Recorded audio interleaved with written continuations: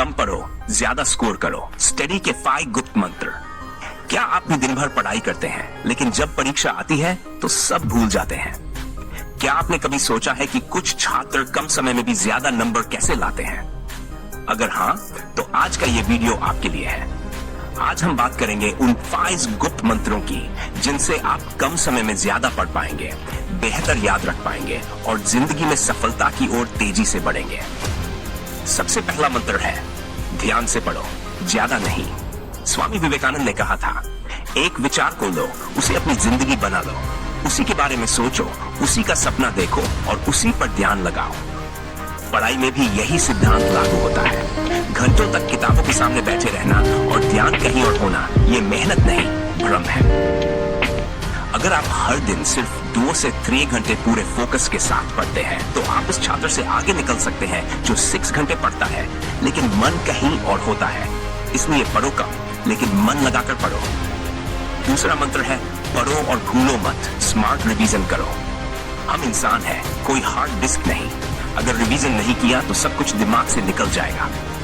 Doctor APJ Abdul Kalam ने कहा था, सीखना रचनात्मकता देता है, रचनात्मकता सोच को जन्म देती है और सोच ज्ञान को जन्म देती है। रिवीजन के बिना सीखा हुआ स्थायी नहीं होता। हर नया टॉपिक पढ़ने के बाद निश्चित घंटे के अंदर एक बार दोहराओ, फिर 3 दिन बाद और फिर 7 दिन बाद। यह तरीका है स्पेस्ड रेपिटेशन, जिससे आप जो भी पढ़ते हैं वो लंबे समय तक याद रहता है। तीसरा मंत्र है, देखकर सीखो, सिर्फ पढ़कर नहीं। दिमाग जो देखता है उसे ज्यादा देर तक याद रखता है। अगर आप हर चैप्टर को डायग्राम, चार्ट और माइंड मैप से जोड़कर पढ़ते हैं तो आपकी समझ और याददाश्त दोनों बेहतर होती है। यह तरीका सिर्फ बच्चों के लिए नहीं, बल्कि हर उस इंसान के लिए है जो क्लास में ध्यान नहीं दे पाता या बुक से उब जाता है। इसे आजमाइए, अपने नोट्स को रंगीन बनाइए, उन्हें अपने कमरे में चिपकाइए और हर दिन उन पर एक नजर डालिए। चौथा मंत्र है, अगर समझना है तो दूसरों को सिखाओ। जब आप किसी चीज को सिखाते हैं तो आप खुद गहराई से उसे समझते हैं। अल्बर्ट आइंस्टीन ने कहा था, अगर आप किसी चीज को सरल भाषा में नहीं समझा सकते तो आपने उसे खुद सही से नहीं समझा। इसलिए पढ़ने के बाद अपने दोस्त को समझाए, दीवार के सामने खड़े होकर खुद को समझाए या शीशे के सामने बोलिए। यह तरीका आपकी समझ को पक्का करेगा और आत्मविश्वास भी बढ़ाएगा। 5वां और आखिरी मंत्र है, शारीरिक और मानसिक ऊर्जा बनाए रखो।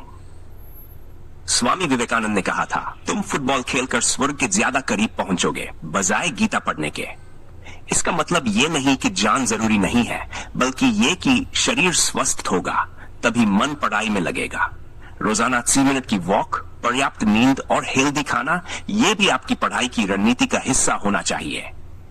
पढ़ाई और स्वास्थ्य दोनों साथ चलेंगे, तभी असली सफलता मिलेगी। अब इन 5 मंत्रों को फिर से याद करें। N, मन लगाकर पढ़ो। Do, स्मार्ट तरीके से रिवीजन करो।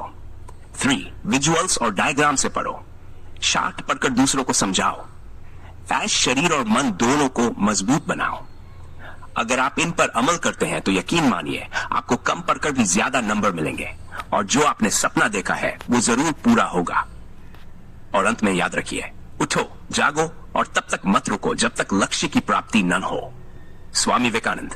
अगर ये वीडियो आपको प्रेरणा देता है तो इसे लाइक करें, अपने दोस्तों से शेयर करें और हमारे चैनल नॉलेज बाइट्स हिंदी को सब्सक्राइब करना न भूलें। आपका समय कीमती है, इसलिए स्मार्ट पढ़िए।